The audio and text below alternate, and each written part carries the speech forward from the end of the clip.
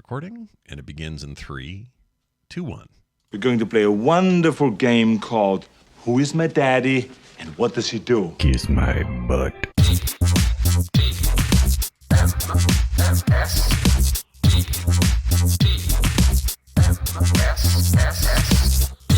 The morning stream. Yes, I'm not easy to get along with, am I?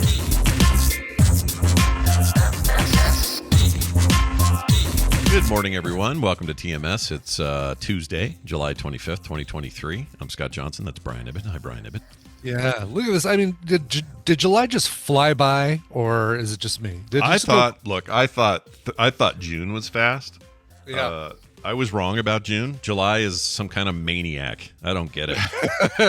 It's totally true. Yeah. And the weird bit is it should feel slow to me because this was the month, early in the month, the 4th through the 6th or 7th or whatever it was, that we were sick and had no water. Like that should have slowed time down and made everything feel eternal.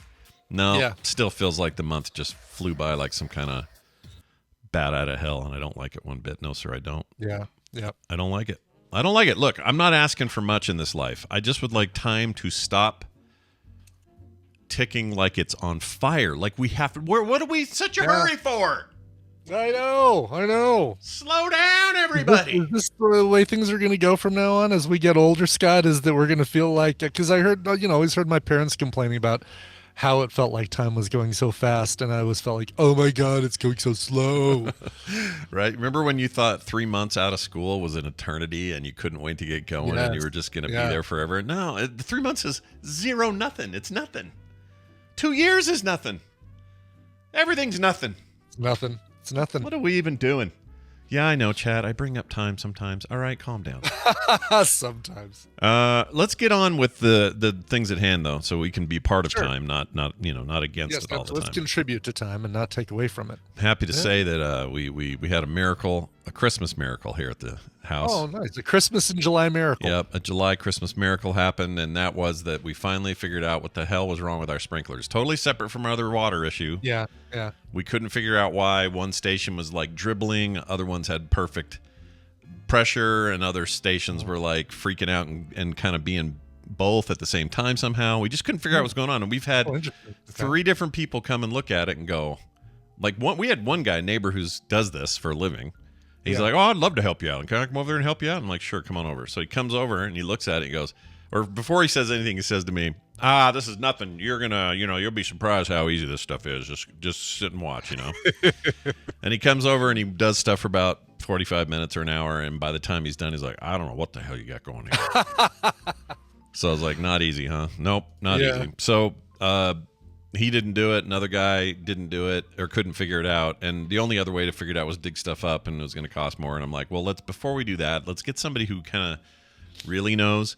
So the guy we got was Kim's brother-in-law, Devin.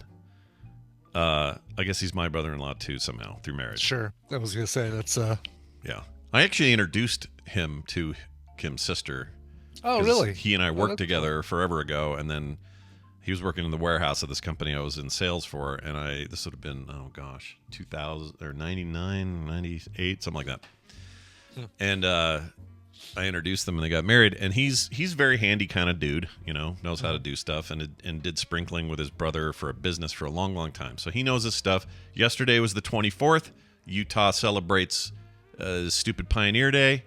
I only say it's stupid because your fireworks kept me up all night, you bastards. 2 in a month. What do you? Yeah, it's such a twofer. They need to make that. That's one of those days that they could say, we're going to do this on the last Saturday of the month, or the second to last Saturday of the month, or something like that, so that it's not a work day for most people the next morning. Completely, 1,000%, if that's possible, agree. Yeah. It's not possible, but I do wish to increase my percentage of agreement. But anyway, it was gnarly, and I don't like how we get to double dip in fireworks, and the rest of the country doesn't. It just annoys me. But anyway, so he's got the day off because a lot of locals get the day off. Not us, though. We work, you and I. We do what we got to do.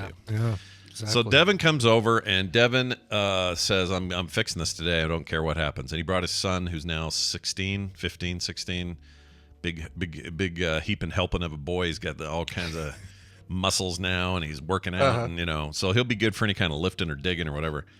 So they come over and he figures it out. Basically, when they built the house, so this is like a 10-year mystery for us since we've been here 10 years now. Mm-hmm. When they built the house, they tied, you're supposed to have these stations separate. You have the one branch out place. Well, the way it works at our house is you have one out front and one in the back. And I forget what those are called, but you know, the underground turn it on things. What are those called? Oh, yeah, you've got 2 of those? Yeah, we have 2 of those set up, which should mean that we've got good, better overall distribution because you're going to have better pressure in the back, better pressure in the front. Like the idea of having 2 is a little unusual, but it does benefit you if you have that. Anyway, they put one in front, one in back. Fine, no problem. But then whoever ran all of the piping for this connected them at some point and did so in like a spider web sort of way. So it's all skiwampus going off in different directions.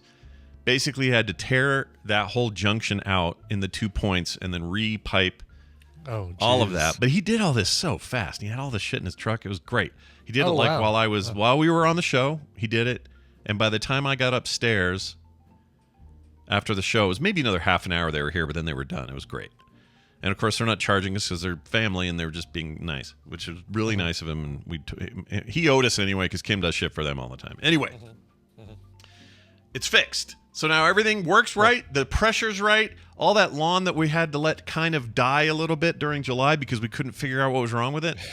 That's all it's starting to come back. Yeah, it's just sucking it in like all night. Nice. Last night it just sucked in the rain or the pipes. Anyway, long and the short of it, all it takes is somebody who knows what the frick they're doing. Now that you say that, we do have 2, and they're just side by side in connecting bins, tangent bins. So weird. Yeah, we have one that goes in the front, and then one that goes to the back, and then it goes to our Raccio. We're doing that too. We have that same brand. Do you like how that's worked out? I love it. Yeah, the fact that it's like, it's raining today. We're going to skip your, you would normally have a watering today, but we're going to skip it because you're getting, 0.31 inches of rain. So we know we can skip. It is pretty cool. That thing's smart enough. And it's also smart enough to know when the forecast got it wrong and didn't rain. It doesn't stupidly just not go. It goes, it didn't rain. We're going to go ahead and go. Like, it's a really cool system, but we had it tied to this nightmare that was never ride, dribble over here, spray too much over here. Is it a broken head? No, it's not. Is it a pebble in there somehow? No. It was never anything we thought it was supposed to be.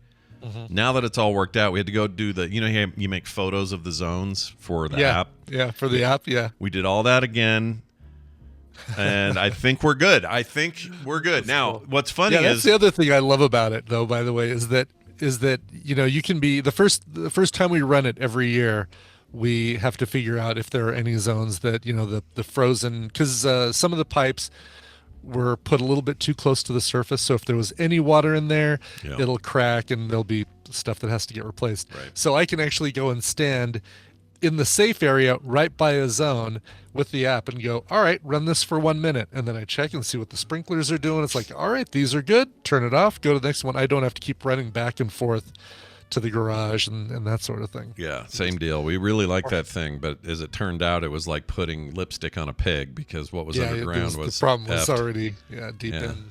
Yeah. But good now. So good. Also, you get a break on your water. I didn't know we were getting this, but by having that system, that app and everything, they give you a break on your water prices because it saves so much. Doing something efficient, yeah. I wonder if they do it here too. They should, right? The house one, we get money back from the heater or utilities people for when we because we have a smart thermostat, like you guys have one too, I'm sure. Yeah, that one we do get a discount with the smart thermostat here. I'm just looking to see Raccio rebates program. Maybe that's it. Oh, it might be. I don't know if maybe it comes down to your local utilities thing has to have a deal. I don't know how they do it. Yeah, maybe. But we get some break on that. But it won't make up for the 65,000 gallons we wasted. No, probably not. Probably not going to make a difference. Yeah, so it's one of those deals. But anyway, sprinkler hell, we're out of it now. Kim, I've never seen Kim so happy. She's so relaxed. Like, she was stressing about this pretty bad because we were thinking, great, the lawn's already turning brown because it's the hottest summer on record. And we haven't been able to properly water anything. The HOA gets pissy. we'd rather. Part of me was just like, let's tear it out and zero escape it all. Very good. Well done. Well done, Scott. I got to enunciate that for people, but I want to. We thought about doing that. We may still do that. You have to have some percentage of plants out there, no matter what, like Russian sage or something. It's because of the your HOA. Yeah, they gotta have some. That's so dumb. But anyway, if we end up doing that, I still want to do that because I think lawns are dumb. Lawns are stupid and dumb. And they are a colossal waste of water for very little benefit. Like all you're doing is just saying, "Hey, look at me and my cool green lawn," and yay for water. Yeah, exactly. My lawn's better. Oh, yours is looking better. Oh no, I need to increase how much I water and blah blah blah. Now I need to spend more money and it's not my favorite. So thing. Unnecessary. Completely agreed. Couple little patches for the dogs. That's all you need. There you go. See, especially now I don't have little kids anymore. Although little kids visit, but I don't need a big yard. I don't need nothing. I just need I need to not spend large amounts of money on water that was just to make something green. That's lame, right, you know? Right. One day we're going to have water wars, and we're going to all be pissed that we shot all that down into the earth and just said, there you go, water. Totally, you know? Speaking of stupid stuff, I think I have to go do jury duty. I was really hoping... Oh, really? You got your information back, huh? Yeah. So last time I did this, I got nothing back. Time before that, I forgot about it and never submitted. Never heard anything. Right. This time, I'm like, all right, I'm going to send it in like I did last time, but I'm going to be really adamant that I am the sole provider in this home, that I don't have a lot of time, that time off means a real ding to my business, blah, blah, blah. And I did all that. And I was I was just real transparent about it, right? I wasn't making Did they just stuff up. send back a letter that was like just them going, shrug? Yeah. Or an animated gif of a guy rubbing his eyes saying boo boo or whatever. Right, yes, right. Well, anyway, so I got emails, but this is the weird thing. I get two emails. First one says, we received your thing. You're going to receive sometime after this email another email that will have a link to a thing, and you're going to want to have this number from this email to put into that email so that it's the right number so you can fill out the rest of this form. And I'm like, oh my gosh, really? And the funny thing is the email that was supposed to come after actually came first, so that was really confusing because it asked for this number I didn't have yet. But then this said, oh no, you'll be getting an email that'll ask for this number. I'm like, okay, this is who made this? Who's the bureaucratic Nimrod who made this form? Anyway, so I get all that, and I go to fill it out, and it's kind of the same exact form, weirdly. Even though it said the purpose is your now next step. We've got your first form. We approve it. This is the one I hand wrote and sent back in the old-fashioned way. And they said, now you got to fill this out again. And then I'm like, okay, why am I doing this twice? I don't know, but okay, fine, I'll do it twice. And now I wait for getting called. Sounds like the government. Yeah. So inefficient, Sounds dude. Typical. Yeah. I mean, how soon is this that part they were not at all specific about. Really? So they didn't say coming up in August or end of July or No, whatever. they essentially just said that I'm on call. It's kind of what it I can't remember the exact wording, but it felt like it was like it could be any time, and if it's for any amount of time, it may only be for a day or two, possibly a week. And it's like, okay, but what week, what day? Yeah, I kind of need to know all that, and that's why the form just felt kind of redundant. Like I already answered all this, and so I don't freaking know, dude. I don't know what to expect. That's really weird. I mean, usually the first thing that I get is the card that says you've been selected for jury duty, and it's going to be on this date. And call the night before and find out if you're going to have to come in. And the first thing you know before you even have to go or not is. See, that seems really efficient to me. You were told here's the possible date. Are you ready to go? Done. Exactly. Yeah. Oh, sorry, I'm going to be out of town. Bummer. Yeah, I don't get it, dude. It's weird. Yeah. Someone in the chat says in Davis County, they put you on call for 3 months, and they contact you there if there's a trial. So Davis County, though, is what, north? Or maybe that's south of me. I can't remember what county. So it's a county-by-county thing? Huh. Well, anyway, we'll see what happens. I hope it doesn't happen at all. I don't want it. Look, you got plenty of prospective jurors who would love to take a few days off of the jobs they have and still be paid. Okay, I don't have that option. All right. I don't have HR. I don't even have PR. I don't have anything. You don't have a backup. No. No. It's just me. So knock it off and quit bugging me. All right.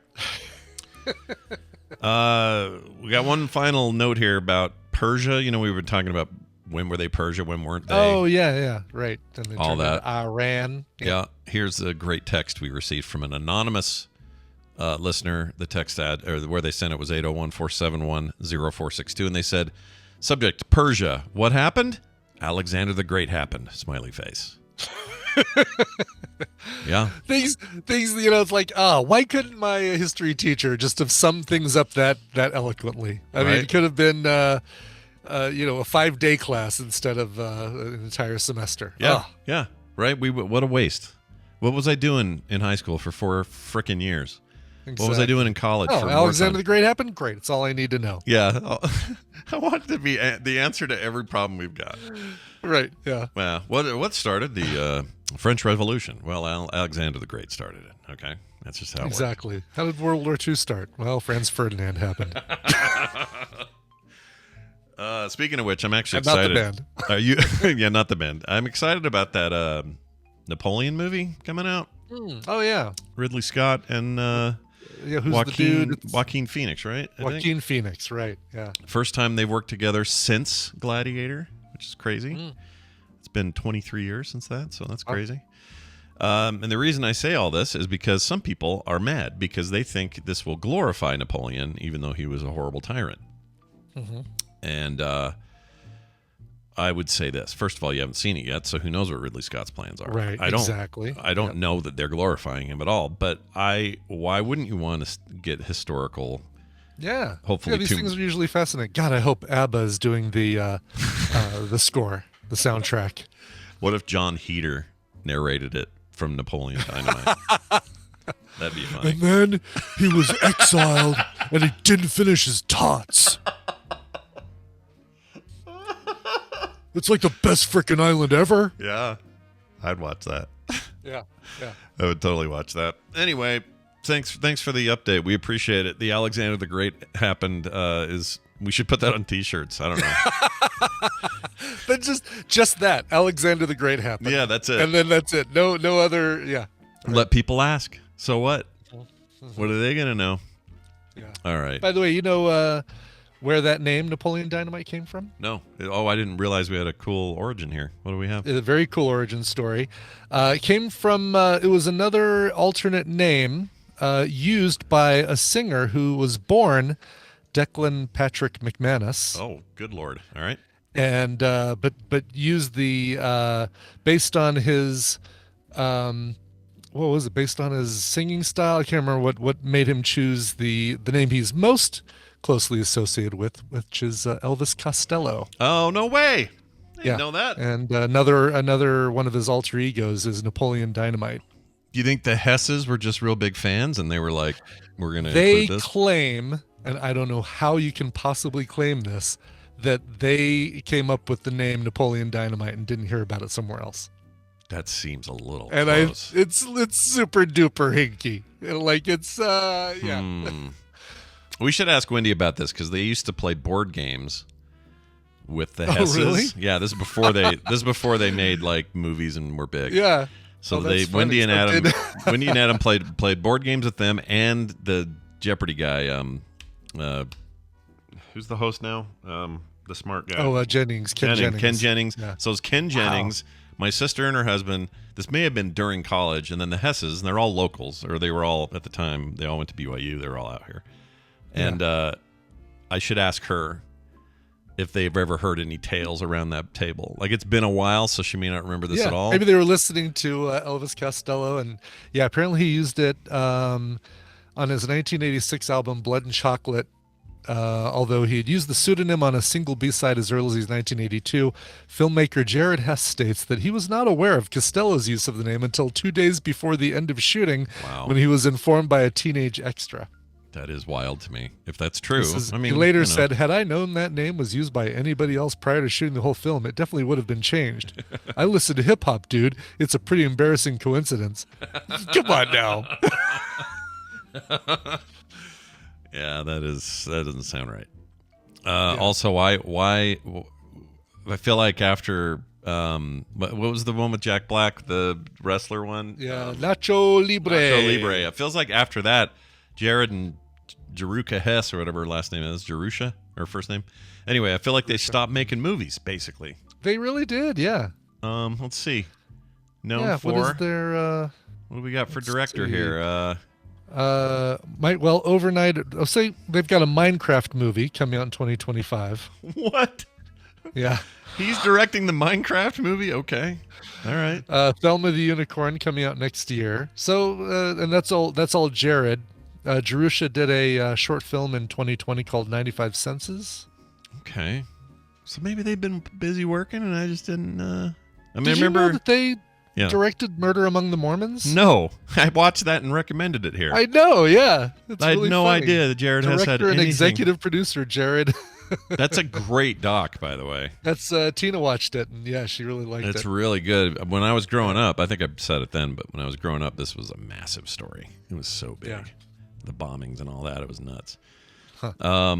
He directed some Last Man on Earth episodes, 2 episodes. Mm-hmm. So he's been doing stuff. He's been doing a lot of stuff. All right. Masterminds, the movie Masterminds. I didn't see this. I did, and that was actually pretty funny. It was really nutty, and Owen Wilson, Kristen Wiig, Jason Sudeikis, Zach Galifianakis. That's a big cast. Great, great cast. Kristen Wiig in a blonde wig. Yeah. Yep. Oh, and Kate McKinnon shows up in there. That's cool. Kate McKinnon, yeah. Because of course she does. Leslie Jones. Kind of want to see it now. It's Jason Sudeikis, Owen Wilson, and a bunch of Saturday Night Live people. It was produced by Lorne Michaels, so there you go. Well, there's your problem. I've got a whole bunch of actors I'd like to recommend for your film. But I would love it to hear the two of them working on a original film again and not just working for the system, I don't know. Yeah, well, it sounds like this Micro Nations is a new Jack Black thing, so it's going to be a new retaming of Jared Hess and Jack Black. I'm very interested in this then. You bet. Okay. Exciting stuff. You'll have to wait until 2027 or Can't something wait. like that. Oh, my Lord, that's a long time. Yeah. All right. Well, it's time for some news, everybody. We like to keep you informed here, and we know that you have lots of choices for your morning news, and you've chosen this one. So we're going to try not to let you down. Enjoy. Good morning, everybody. In the news this morning, good morning. It's the news, and it's brought to you by... Stepping on Two-Man in the dark, making Skeletor happy. See this guy here? This is Two-Man, right? Yeah. Some people call him Two-Face or Two-Head. Two-Head. Oh, shit. What's it called? Whatever. Yeah. There's another name for the guy. But anyway, Two-Man, which is basically a two-headed alien-looking dude that did all at Skeletor's bullshit. Mm-hmm. He was laying on this carpet over here where I have a Han Solo and Carbonite carpet. Oh, yeah, right. Yep. The rug, yeah. I forgot. It really ties the room together. It does. And I forgot to tell the A word to turn the light on first. And I stepped right on this guy and it hurt like hell. So thanks a lot, Two-Man, you dick. Painful right. too, I'm sure. Not quite as bad as stepping on Lego, but I bet it hurt. Yeah, it hurt plenty. Yeah. Kim did a thing where she stepped on a rock outside and it went right to her heel, like I don't know what kind of bruise you call that. Dr. Tolbert maybe can pipe in, but it's like a pinpointed bruise in her heel that it's hurt so bad. She can't walk. It just hurts thinking about it, man. Yeah. Oh. Sounds awful, right? Deep tissue bruising, foot bullshit. It sucks. I feel bad. Yeah. Anyway, let's talk about this Kentucky man. Sure. Kentucky man in the news. He found 700 gold coins buried in his farm, and turns out it's valued at around $2 million. Wow. Nice. I would like this in my life. Yeah. I feel like it's not a lot to ask. Just have a bunch of coins. Why couldn't they have found that when they were digging up your lawn, right? Yeah. I mean, oh my gosh, can you imagine? After all the shit we went through, it'd be great. Although those guys would keep it to themselves. They'd find it and run off with it is what they would do. Let's get out of here. I don't care. Just leave the sign. We don't care about the sidewalk sign. Just go. Just go. Well, it says here, last month, the man found more than 700 rare coins from the Civil War era in a field that's not has not been identified. The man found U.S. gold dollars, gold Liberty coins, and a $2.5 coin, $2.50 coin. Weird. Huh. With the Statue of Liberty's face on it, and there are also a bunch of $10 and $20 coins. Boy, we were big into coins during the Civil War. That was a big deal. Apparently, we were. Yes. All 700 coins are worth about $2 million. The collection, which is being called, quote, the Great Kentucky Hoard. I could think of a better name than that. Yeah, the Great Kentucky Hoard. I don't love it. They're basically saying, what should the Netflix series be called when they talk about this? Yeah. What? I hate how right you are about this. That is absolutely what they would do. There's no way it's any other name. That's the name. Yeah. The Great Kentucky Hoard, now on Netflix. Comprises coins that date between 1840 and 1863. Experts said people used to bury their money during the Civil War. The man wants to remain anonymous. The coins are now for sale at govmint.com. Oh, that's horrible. I don't like that at all. I don't like the name GovMint. I understand it. It's like government mint, but it sounds like government. Yeah, government. Not a fan. Okay, so let's see what this is. You just auction coins here? Let's see. Oh, yeah, it's a Norway Silver Eagle Hoard. There's another hoard. Wow. Maybe that's just, Huh. Yeah, it looks like it's just automatically a hoard. When you find a bunch of gold in your backyard, it's a hoard. So they've got, okay, so here you go, Brian. AD 335 to 361 is the era. Okay. Centenologus Constantius II. It's a gladiator coin. Okay. But it's only $69.95. Oh, really? With a period in the middle? Yeah. Oh, there you go. Why is Well, that I so could cheap? afford that. I feel like maybe that's some bullshit.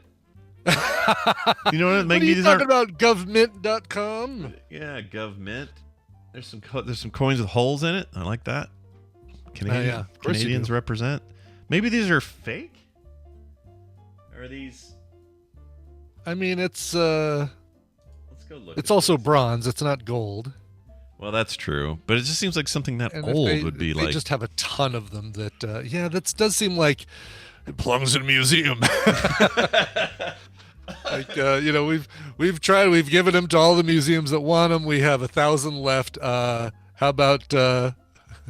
Here's a ancient Mesopotamian hanging gardens of Babylon drachma for $19.95. This can be yours. That doesn't sound right. It's a steal. So we got any coin collectors in the listening audience? You guys pipe in on why that seems so cheap. It just seems so cheap. It must be. It usually is because there's so many of something, right? It must be, but still, I would think. I mean, it's it's like not even. It's barely coin shaped. It's so damn old. Yeah. 2nd century BCE. Thasso silver tetrahedrum Dionysus. I don't know some of these names. Dionysus. Yeah, that's it. Silver King of Pentacles coin from 1240. Whoa. Why is that only $24? I don't get it. Yeah. How people look at our site and say, "How can you sell these coins for so cheap?" Yeah. We're crazy at government.com.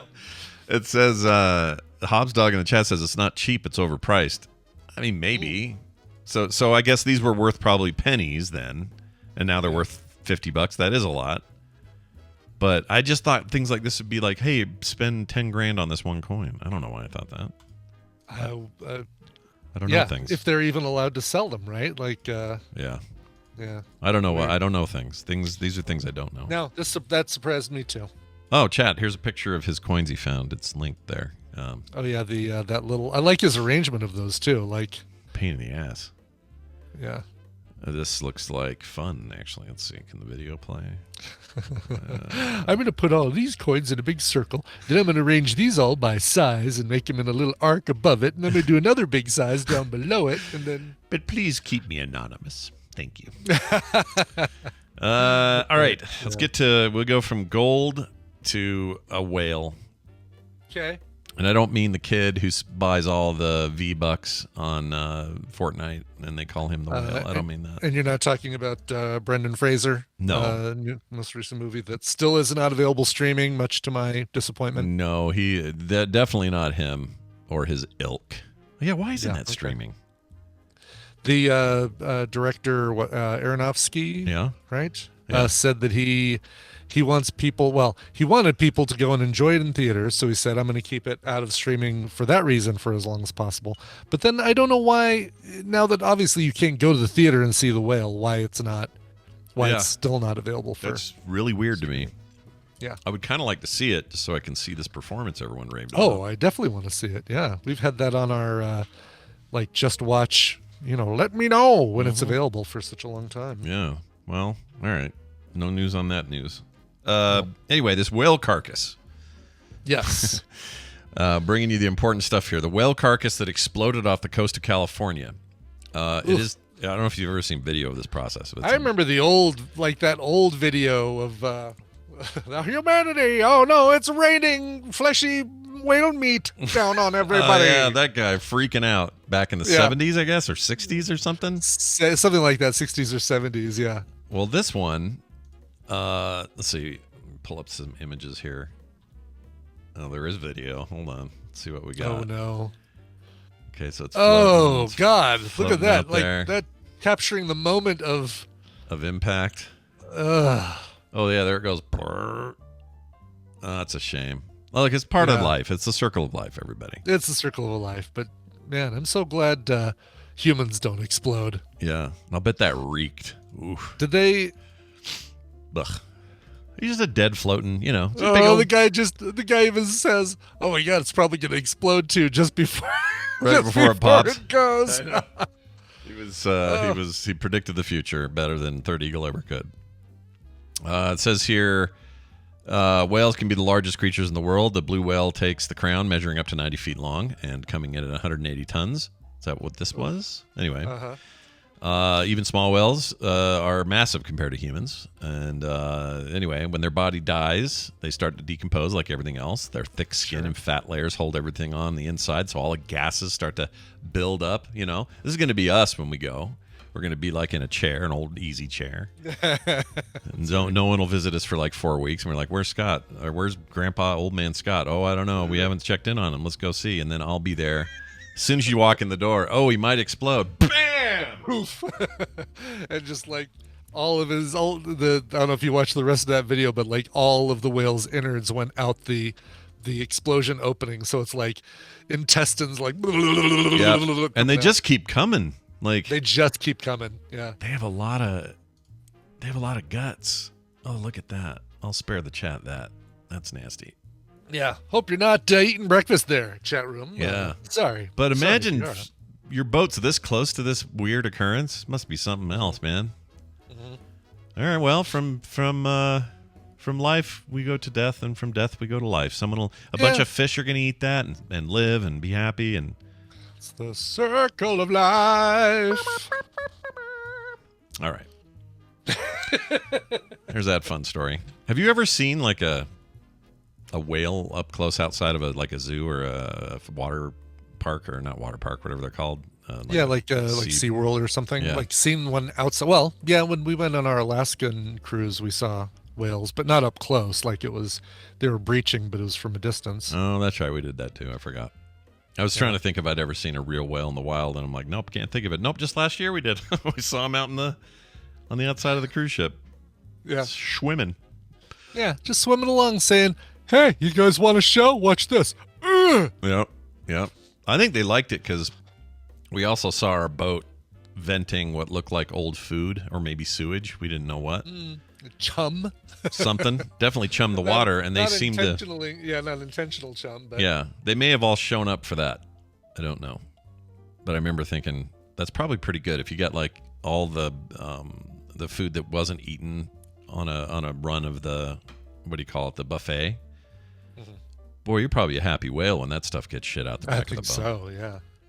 Yeah, I don't know. I mean, if that is what, I think they just prefer like the the plankton and the fish when they just open their mouths and then swim and everything just goes into their mouth. Maybe they don't want like somebody's leftover gristly steak bits. I think you're right. I think probably last night's corn on the cob.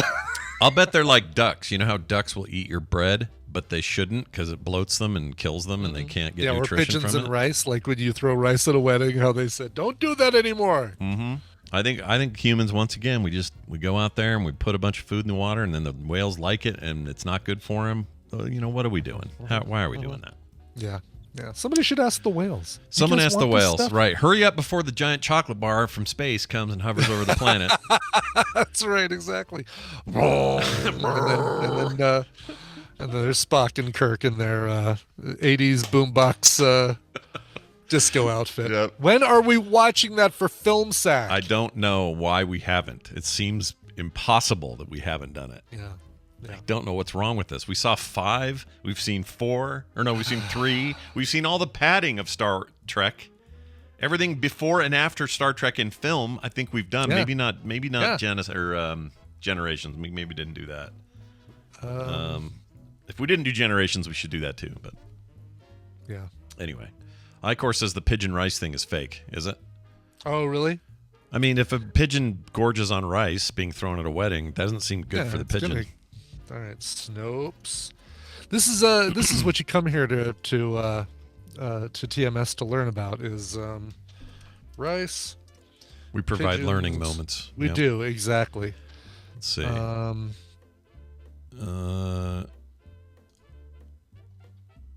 my gosh. I like this one right here. May 24th, 2022. Snopes article, because I did a search for rice. Yeah. No, Rice Krispies did not announce that Pop is now a trans woman. What? I'm sorry, what? Is that a thing? That was apparently a thing that somebody Oh my gosh, that's great.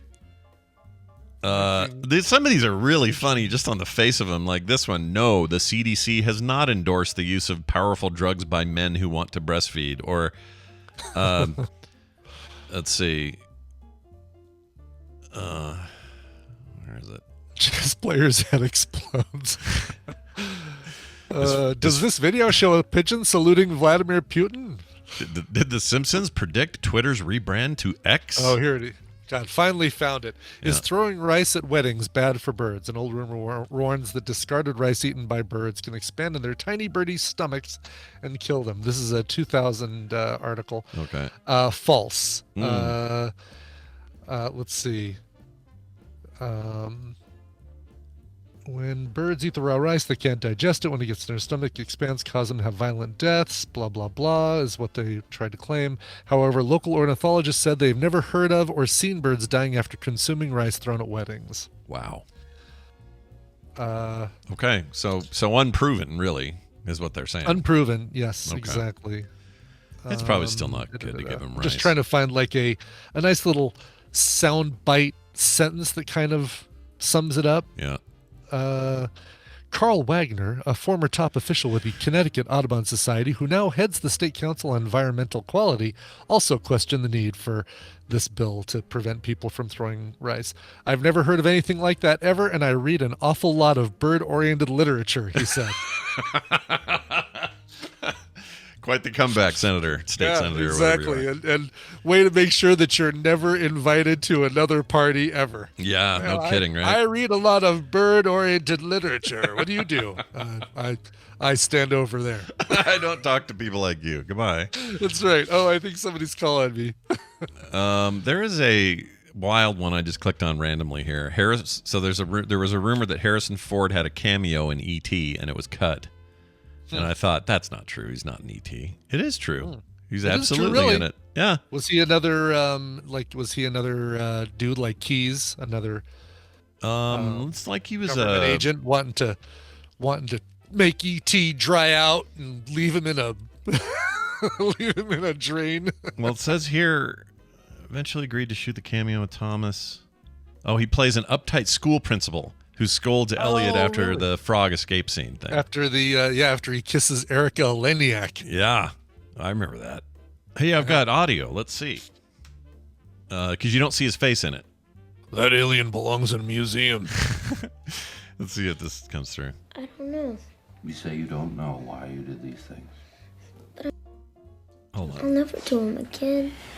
I see you fine young people from good homes, every advantage, your whole life laid out in front of you. That's totally him, dude. Weird. Totally is. Wow, that's really cool. Wow. Weird scene though, because whenever you see a movie that's like 1,000,000 years old and you love it and you've seen it 100 times, and then someone shows you a cut scene, and it makes your brain fart. That's why I didn't like that director's quote unquote director's cut of Aliens, because all that stuff with her mom and And like the really whole threw me. colony stuff. Yeah. Really threw me because I'm so not used to that. I can't watch that extra stuff. It just throws me. I can't do it. Yeah. To me, you have your original thing, and that's the thing, and you're done. Anyway, we learned a little something. Cool. It is. I know. I like that. I like learning. Learning's fun. Like learning that cocaine dumped in the sea off of Florida. This might explain why that whale carcass is so messed up. Cocaine dumped in the sea off Florida could have crazy consequences if the sharks eat it, according to scientists. So, Bobby, listen in on this one, buddy. Says the writer of the next Sci-Fi Channel movie. Yep. Cocaine Sharknado. Sharknado. Cocaine. I guess there's bear, so maybe not. Why not shark? Cocaine shark. Yeah. Yeah, let's just do it. Maybe that already exists. It may, something's ringing a bell that it may exist already. Someone done a cocaine shark? I think somebody just made up a cocaine shark movie poster. I Is what could it have is. sworn that was a thing. Oh, really? Yeah, but maybe I'm wrong. Maybe it was a fake thing. Hold on, I just want to look real quick. Showed cocaine shark. Well, it's all about this story. So this I don't know. DJ says there's a cocaine shark movie on Tubi.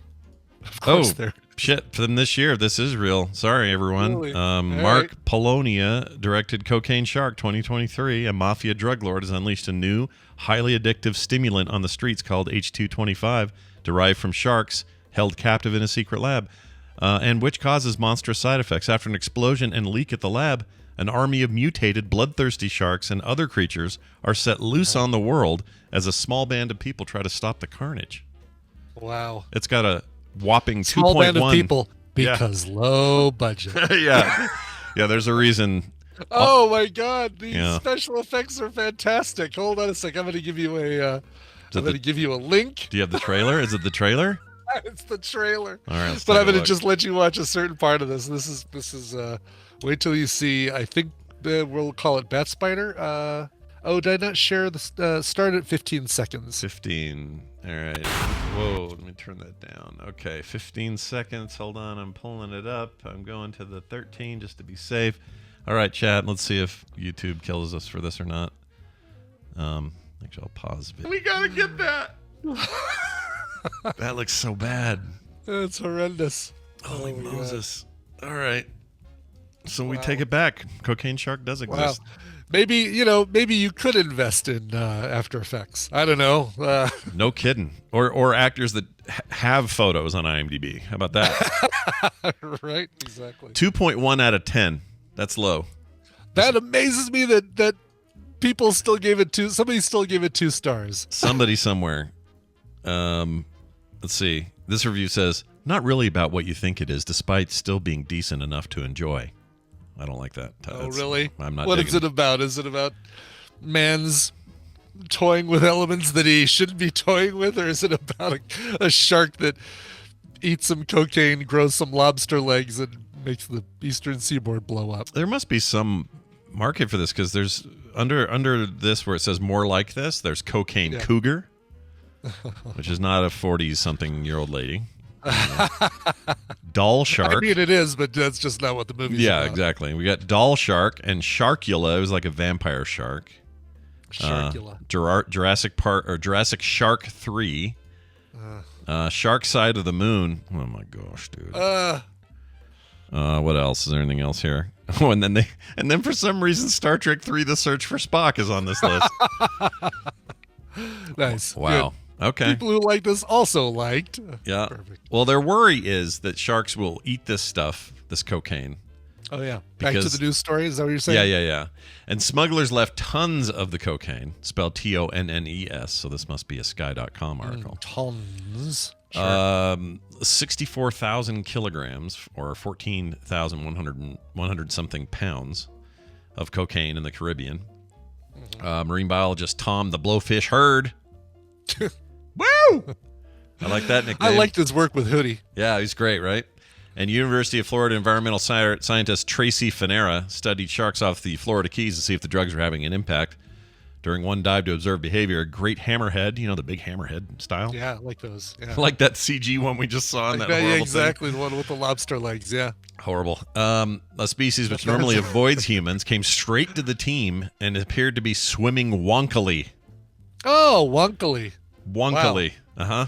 That's when you eat a certain candy and you can fly now or something. I don't know. It's when you look like you're about to fall, but you do a somersault and then you stand perfectly straight in your purple suit, cane, and top hat. Trying not to picture a shark doing that, but I can't help it. I am picturing it. All right. That's your news for this week, or today. There's more this week, everybody. Oh, yeah. But your news for today is concluded. We're going to take a break. When we come back from this break, we're going to have Dan the Tabletop Man here. Yes, that's right. Part of our shakeup of who's on, when, and what. Today we have Dan, and it's his monthly appearance. So that'll happen here shortly, but we got to play some music to sort of break things up. And I know Brian is really into that stuff, so he probably brought something. I did. Ottawa-based punk outfit, the Flydowns. They've got a brand new single that's called Fabric of Humanity, which spotlights the dark side of the world as we know it, while trying to find the light at the end of the tunnel.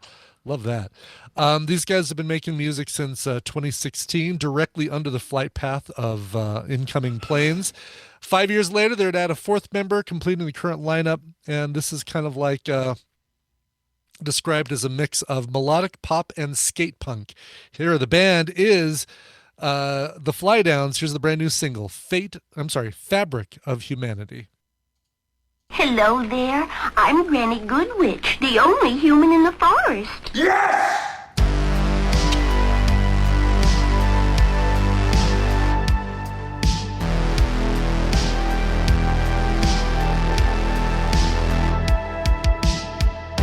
Did you recognize that yes, by the way? I'm going to play it for you again. See if you recognize it. Yes! You know who that is?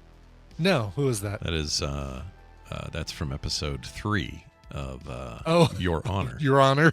Yeah. Is that Cranston? That's Cranston telling his son. His son is basically making, I don't want to spoil anything, his son's making a point about what they should do during the aftermath of what happens.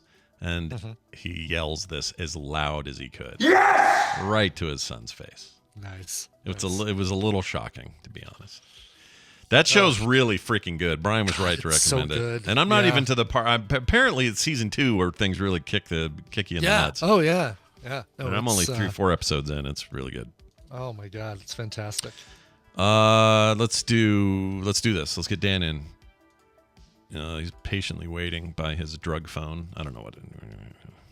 Shouldn't say that. I don't know what Dan's phone looks like. Let's see. He is Geek Jock. There we go. I knew how to do this. We're going to bring him in. We're going to have our way with him. It's going to be great. Here's his little intro. Here's a tangent for you.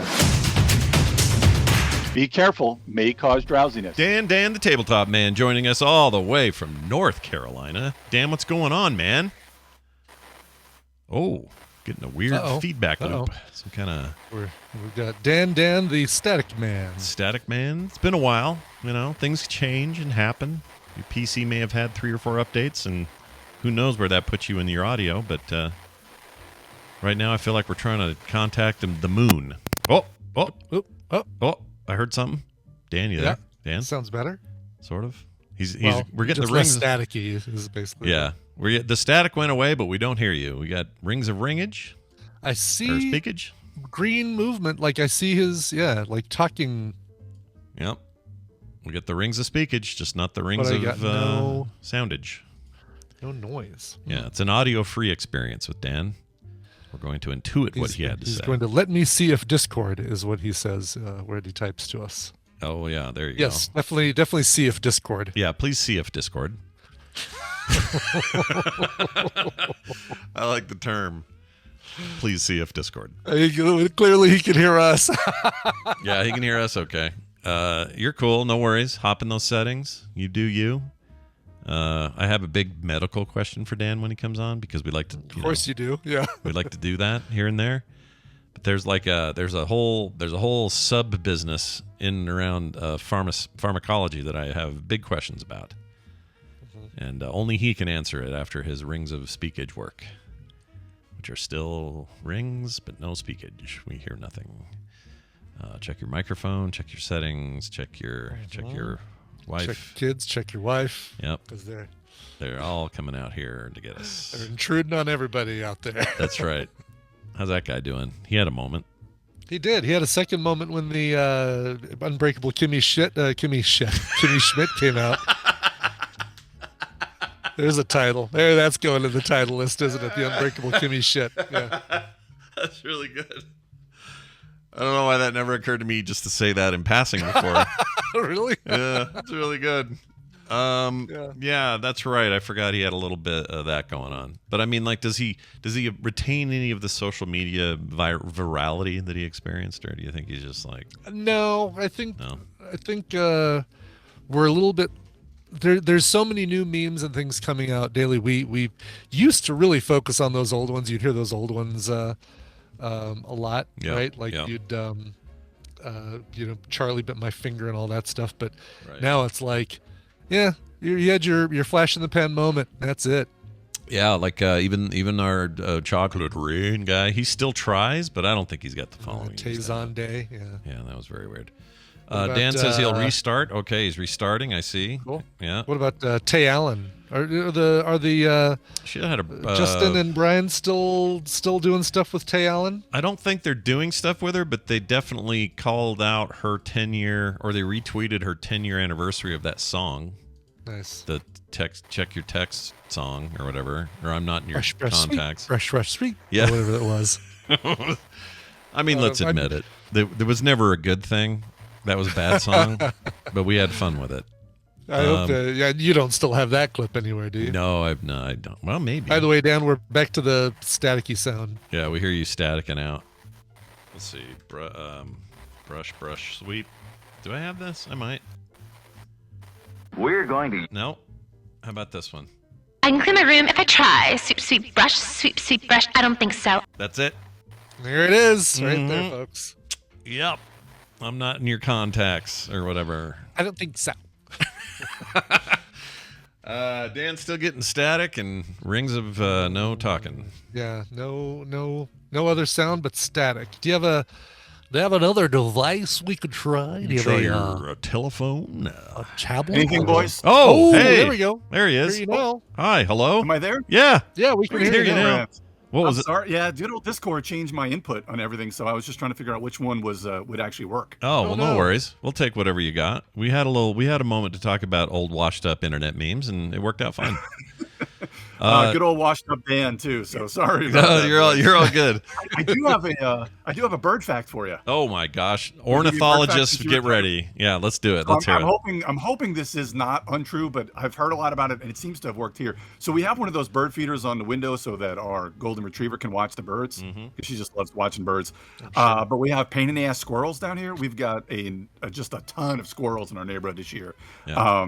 And the squirrel loves to jump up into the stupid feeder and grab some of the bird seed. Now, apparently, birds do not taste capsaicin, which is in basically like pepper flakes. Yeah. Which is what makes it hot. Spicy, so birds can't taste spicy, but squirrels can. So we put some pepper flakes, mix that in with the bird seed, and the squirrel has actually kind of left it alone for the most part. Wow, and that doesn't hurt the birds at all, really? Nope, because apparently birds cannot taste capsaicin, which is basically tasting it versus like still having the effects of the heat. Yeah. No, right. They might be able to taste it, but they are but apparently they are unable to register to the effects of capsaicin. Okay. Wow. Biologically. Interesting. Wow. That's very interesting. You know what? That's like it's not unlike well, no, I can't think of a comparison. I can't think of another animal that does this kind of stuff. My dogs lose their effing mind over capsaicin of any kind. So, birds, I guess birds have it going on. That's wild. So no more squirrels. F the squirrels, and bring your birds. I always say. Here's the name. Here's the name of that bird. Where'd you dig up this shit bird anyway? It's a shit bird. The shit bird. It probably Shit is. bird. It's probably the Rennie shit bird. That's right. After all that red pepper flakes. Endless capsaicin. Well, and birds, they don't even care. They'll just poo whenever. They don't care. Yeah, Endless Capsaicin was the my high school marching band. Yeah. The old capsaicin marching band. Hey, Dan, if you were in a marching band, what position would you be? I'm just trying to picture where Dan would be. Would you be like so tuba? I was probably, the one thing I tried when I was in like 4th grade that I didn't last very long, but it's the only instrument I ever tried was clarinet. Oh, look at you, clarinet! I like it. Yeah. Nice and classic, Yeah. No, ain't And I was nobody. very bad at it. Nobody minds a clarinet. It's fine. It's a good. I'm one. not very musically inclined, but I feel like trombone people need extra room all the time. They're always just. yeah, you don't want to get nailed in the back of the head with a trombone every 5 No, seconds. you don't. All right, now, Dan, before we get to some game recommendations, I have a question pharmaceutically related, all right? Sure. For those who don't know, Dan is a pharmacist, a professional in his field, and knows a lot of stuff about this stuff. And it's usually a combination of him and Dr. Tolbert where we learn all the important things about our medical day. So here's what I'm going to ask you. Compounding pharmacies or clinics. Yep. New idea to me, obviously not new to you, and I think your wife works at one. Yep, she's a compliance pharmacist, and she works at a pharmacist, as a regular pharmacist at a compounding pharmacy. So a compound, first of all, what do? Do they take stuff and make special pills out of them? Like, what does it mean when you even say the term compounding pharmacy? So when you have so compounding is basically just the art of making things, or making more creams or putting things into, you can actually make injectables, which most regular compounding specialty pharmacies aren't making that sort of compounding pharmacies aren't making that unless they have the special lab. Like Janice has their pharmacy actually has an 800 lab and a sterile lab, but they still don't do sterile injectables, that's even more regulations you have to follow. And it's, you need a clean room, stuff like that, because her 800 pharmacy is basically kind of like a clean room anyway. But with compounding, all you're basically doing is basically mixing or making things almost from scratch.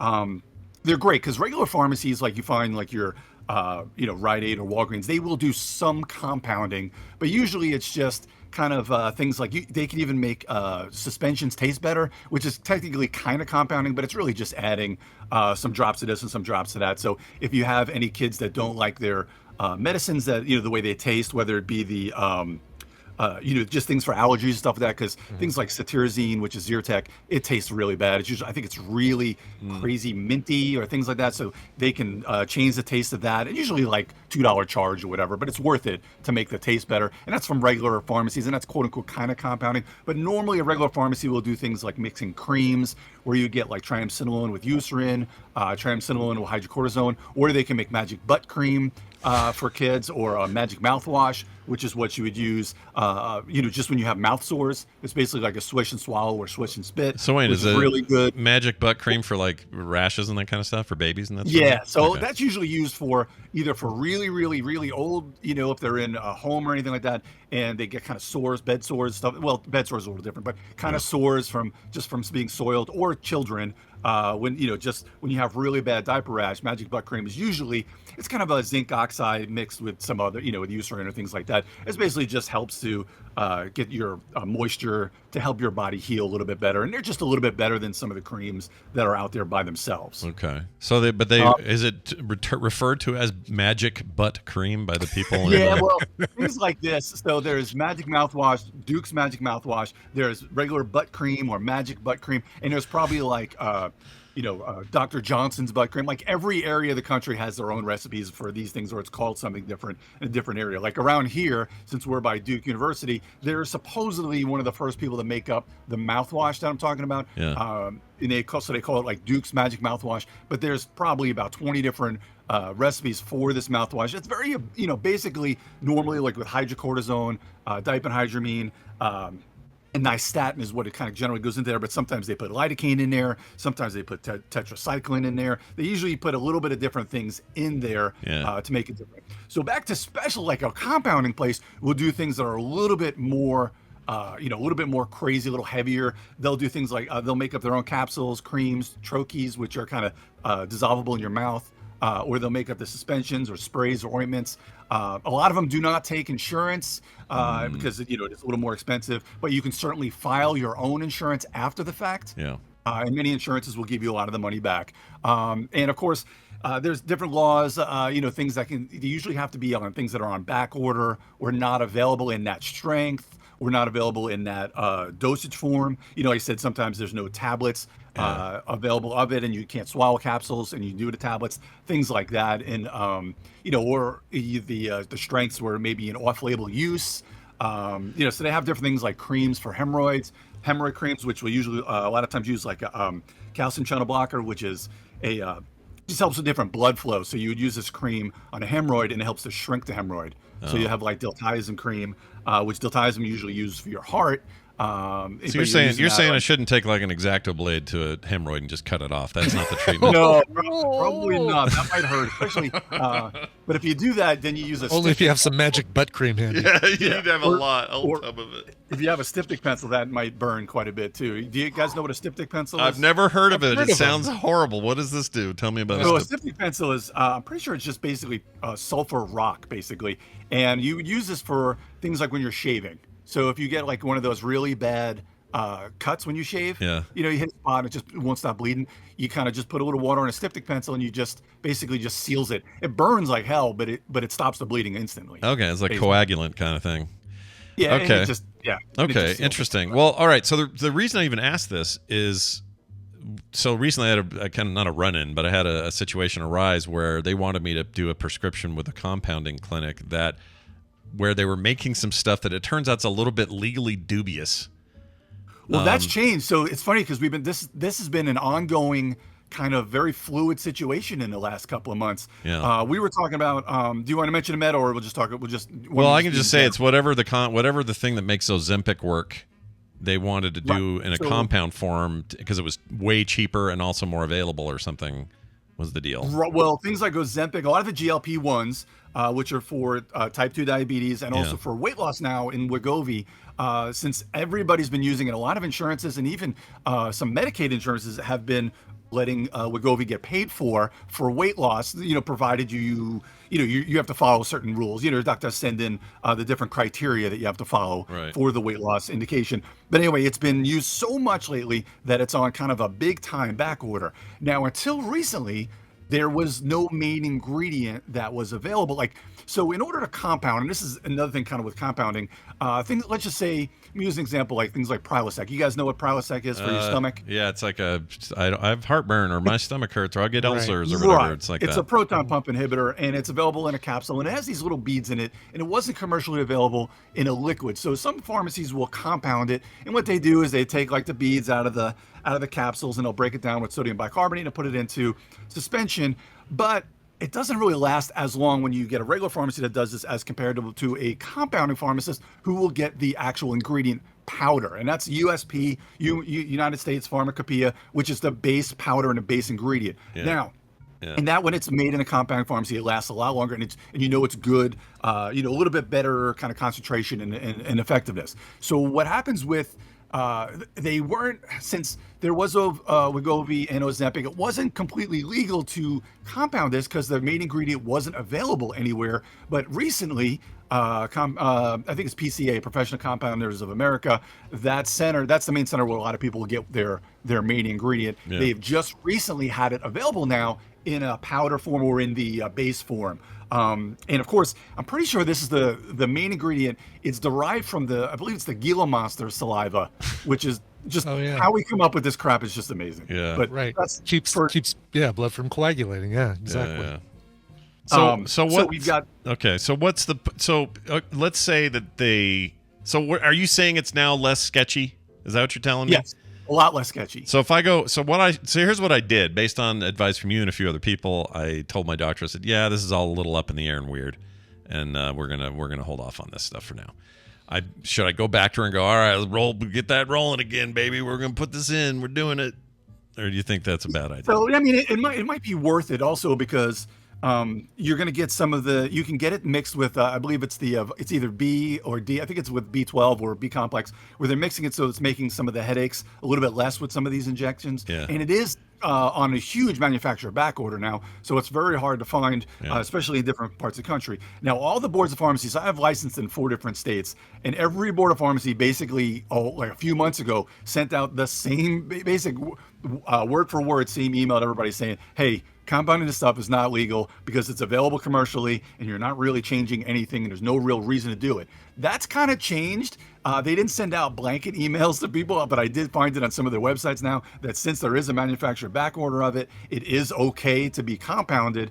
And also, there kind of been a fight with a lot of the compounding places with this because being that it normally doesn't come with the other ingredient of, like I said, I think it's B12, where it does help with some of the side effects of it. So that's kind of the big fight between them and the boards and the state medical boards and the federal boards, trying to figure out what is legal with that. But right now, like I said, since it is on back order, it should be just fine. Now, the reason why it was a little kind of sketching up the air because there was reports that some pharmacies some compounding places were basically just taking the liquid straight out of the pens and then mixing them in their, in a lab and mixing it with the other ingredients and then just charging a huge upcharge. That's a little sketchy. That is sketchy. When it comes to kind of what's the legality of that. And if it's not done, most of these places are gonna, I would say most, probably pretty much all of them are gonna be done in their sterile lab. So you're not gonna have to worry about anything injectable like that. It may just be hard to find ones that do injectables because, like I said, my wife, they have a full compounded pharmacy, but they don't do injectables or other, or intravenous medications. They do a lot of other, great creams and sprays and stuff like that, and suppositories and such. I got a really good one for you. There's a cream called, and I think I might have mentioned this in the past. It's called Scream Cream. Scream Cream. Yes. Yeah. So sounds delightful. It does, doesn't it? It sounds delightful. Is the right word. So it's a little. You don't need a whole lot, and it doesn't come in a very big canister. But you put the cream. The ladies put the cream on a clitoris to help with blood flow to the clitoris, and it helps them climax a bit. So that's why it's called Scream Cream. There you go. Did they actually sell? They would come to the counter and go, "This will help you climax a bit." Enjoy. Yeah. Wow. Claire's asking if we could repeat all that information. Claire would like to know if the Irish have access. Do I have any links to where you can buy it? Yeah. So ask your doctor for it by name that it can be compounded, and people have no problem paying cash for things like Scream Cream and there's also a lot of great things. They do have not to perform blue again, but they do have a nipple cream which is fantastic for breastfeeding mothers who get very dry, right. And I have to say, Brian, this is something I don't know if you get it when you're riding, but I know runners get bleeding nipples. Chafing. So, so I don't get bleeding nipples. He gets bleeding. That's why he uses the chode butter. That's why I use exactly. Like there's a saddle cream, I guess they call it. Saddle cream is what the nice way of calling it, but it's basically chode butter.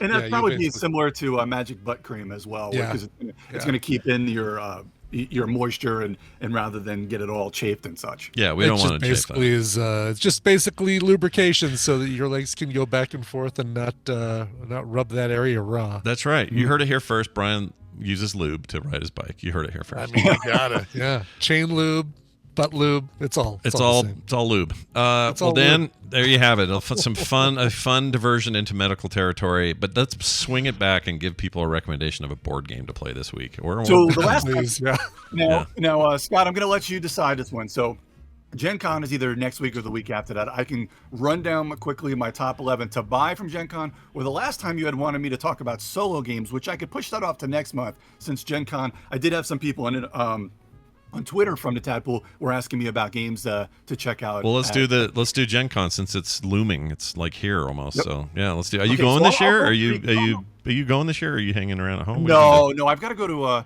So this weekend we're going up to Boston for the Chowder Cup with DJ for that's a pretty big time tournament up there in Boston. Yeah. And then next weekend we're actually going to the lake. We haven't had an actual vacation as a family since DJ started hockey. Yeah. So like pre-pandemic, really. You guys just don't get out. No, I feel you. You're busy with that stuff, and good luck to him. It sounds like fun. The Chowder Cup. Oh man. Yeah. So yeah, that's going to be a big time thing. There's going to be a lot of good, about 100 teams up there, so good competition. There'll be tons of scouts and such. And so, I mean, we're only about a little over a month away from him going to prep school, and then Lauren's going back to UNC Wilmington. So we'll be empty nesters before you know it. It's going to be a weird thing. Yeah, just you, your wife, and a room with 60,000 board games in it. That's right. That's a family right there. Yeah. And a golden retriever that's going to be like, well, where did everybody go? Yeah, you're gonna get a little bit of attention-starved dog there, but anyway, yeah, let's do that. Let's break down what are the big expectations. Your top so 10, I'm going to 11, run whatever. down. I'm going to run down 11 games really quick. Yeah. So I'll try to get this within 2 minutes. I'll try to get the 11 games in 2 minutes, and then if anything sparks your interest, you can ask me more about them. How's that sound? That sounds great. Go. Great. All right, so number 11, we got Rome in a Day. That's from Alley Cat Games. It's a pretty cool I Split You Choose, very light game where you're just kind of making your little, they call it Rome in a Day, so you're making a city. So you're doing I Split You Choose with other people. That's going to be $30 from Alley Cat Games. Number 10 is Napoleon. This is from Lucky Duck Games, another very good family-friendly game. There's only $20 you have. You're kind of drafting cards that you're sending, kind of drafting like Seven Wonders style, but they're kind of 4x4 grid on the card, and you're making basically a 5x5 grid with different animals. So it's Namalia, but animals, and then there's different scoring cards for during the game. Very fun, a good, solid game. Number 9, Wild Tiled West. This is from Dire Wolf, Polyominoes, and you're putting tiles into the Wild West, and you're drafting these tiles, which are polyominoes or Tetris pieces. Then you're making up your city, and each one of these tiles has different icons on them for the scoring, and capturing bad guys and getting bullets and stuff like that. There's number 8. It's called Mech a Dream. This is from Blue Orange for $40. This is basically based on, it's loosely based off of, Philip K. Dick, robots dream of animal electric sheep. Animal sheep. Do androids? You really Spagnolo that one. Do androids dream of electric sheep? So it's called Mecha Dream, a very kind of, again, light to medium weight game where you're kind of drafting different pieces or buying different pieces and are kind of going down a conveyor belt until then they eventually go into your tableau, and it's all about androids dreaming and such like that.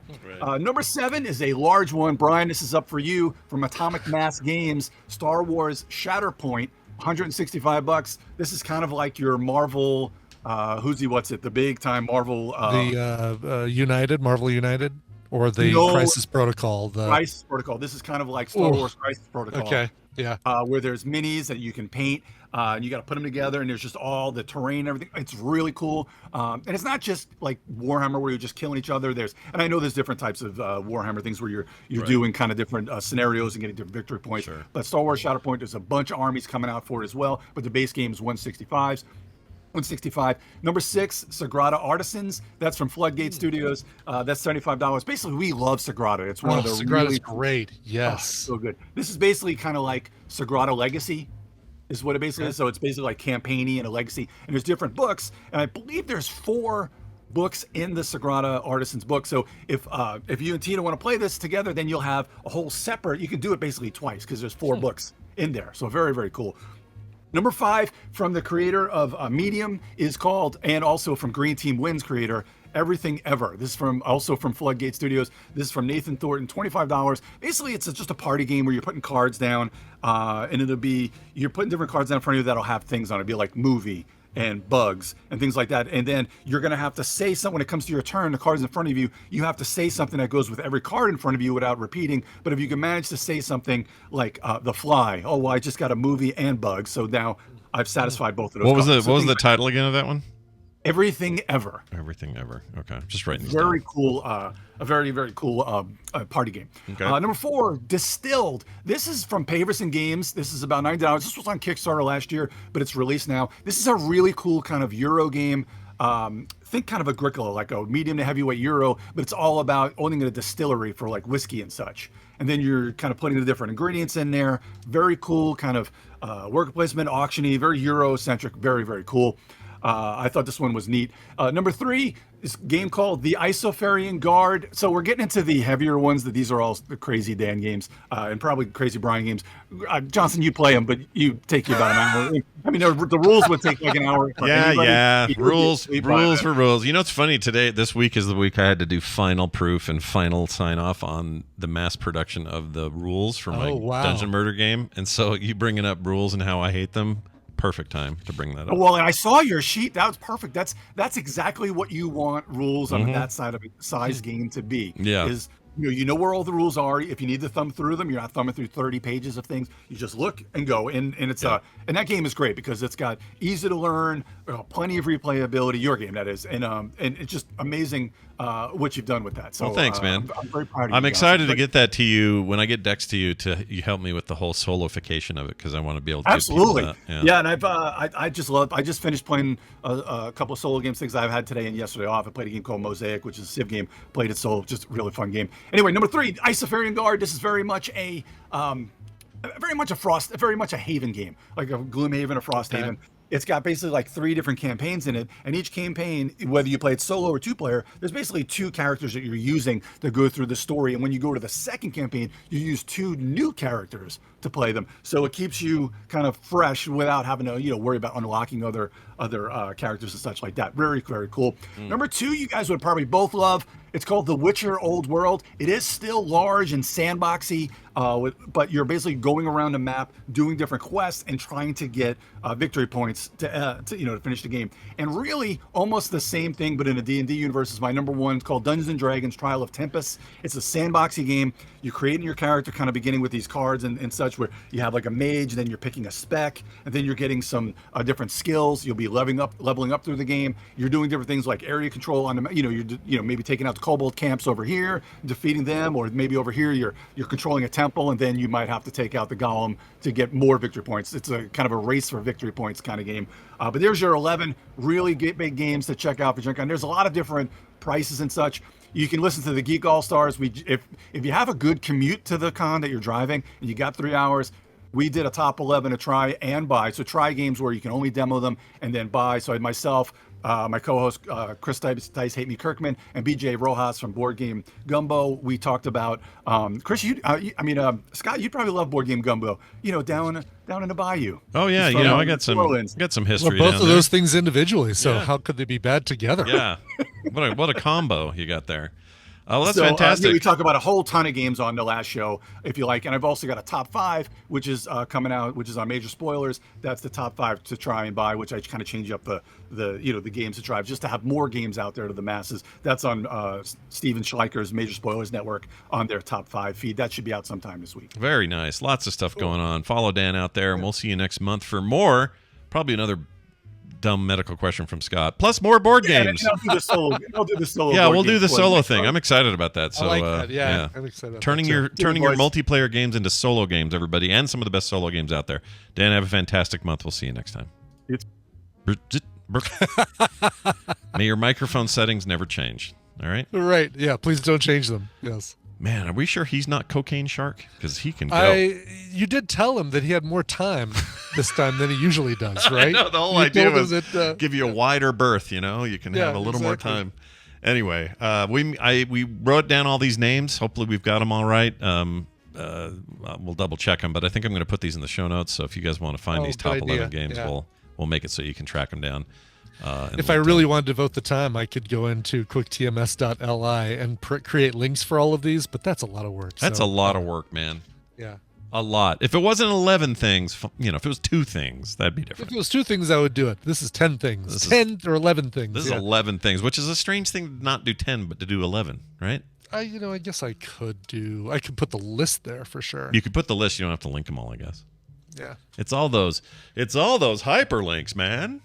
Mm-hmm. Oh, Claire's offering to do it. You're going to give me links. All right, if I give you the list, Claire, you'll.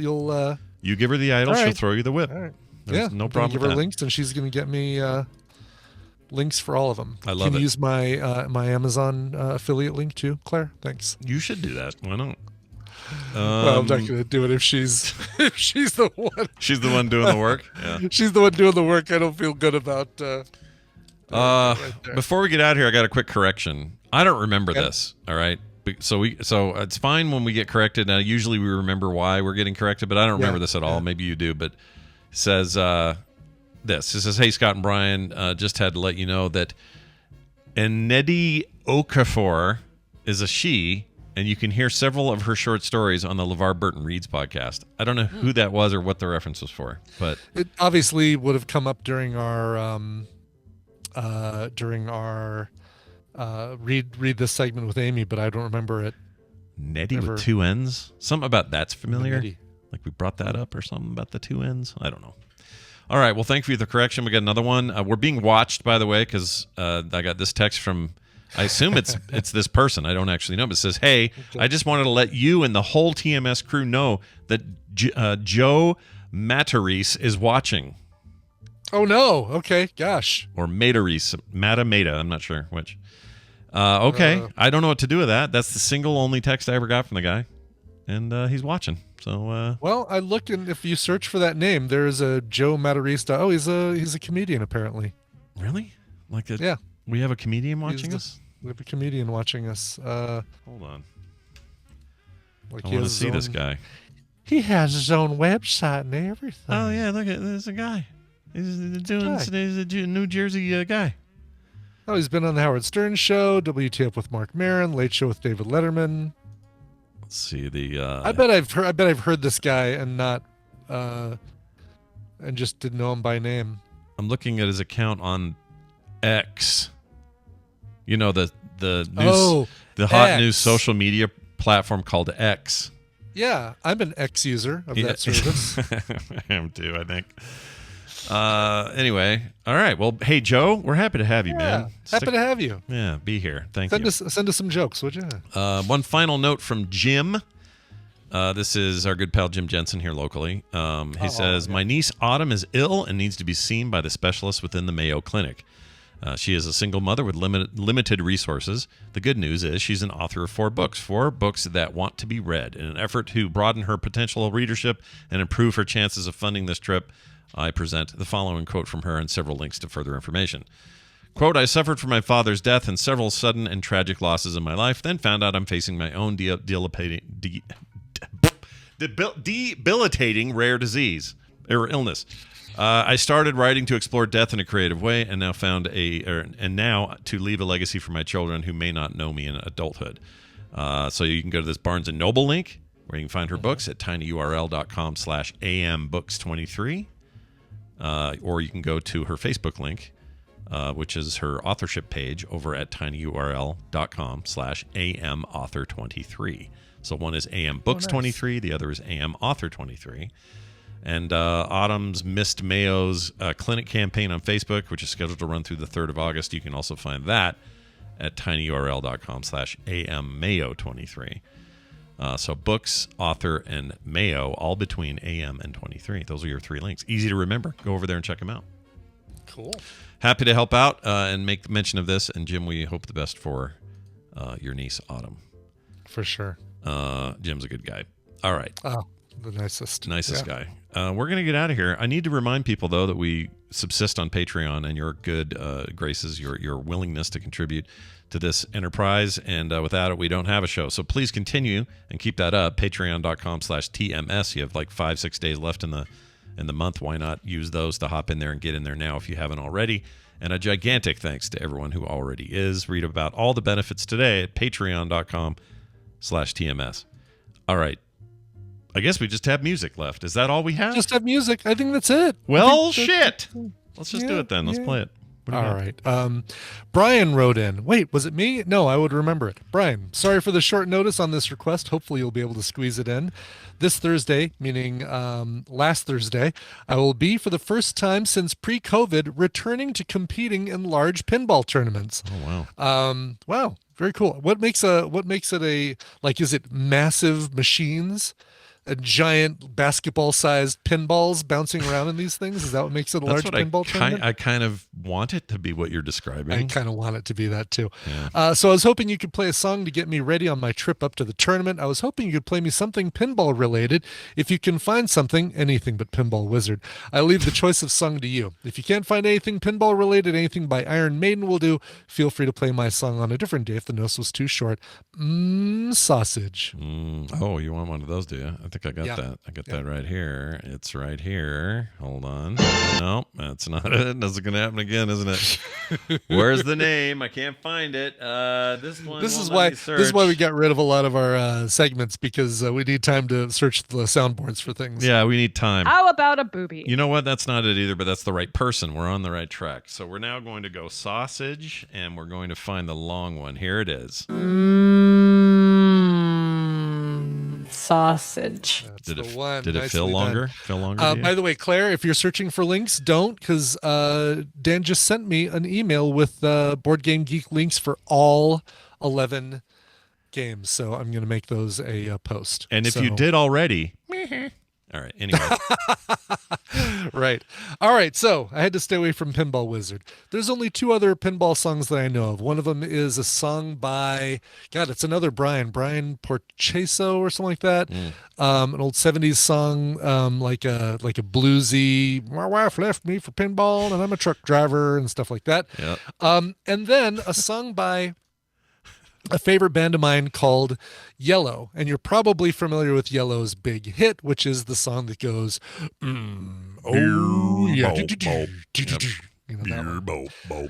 Yep. Love it. Anyway, that's Yellow, but they do a lot of great other music. And if you're not familiar with the band, pull up Spotify or Apple Music and just do a search for Yellow Essentials. Just spell yellow without a W, and you'll have that first song that you know really well, and then you'll have a bunch of other really interesting, eclectic, and weird but fun music. One of those songs is a song called Pinball Cha-Cha, which is about the greatest pinball player in all of South America or something like that. And weird. It's a great song. I think it's from I think the album is called Claro que sí, which is, of course, in Spanish. If I know my Spanish, and I probably don't. I think it's Claro que sí. Anyway. Whole lot of information here about that. But we're playing a cover, and the cover we're playing is the one by Senor Coconut. Senor Coconut is a German dude named Uwe Schmidt, and he goes by a lot of names. He goes by the name Adam TM, or Adam Trademark.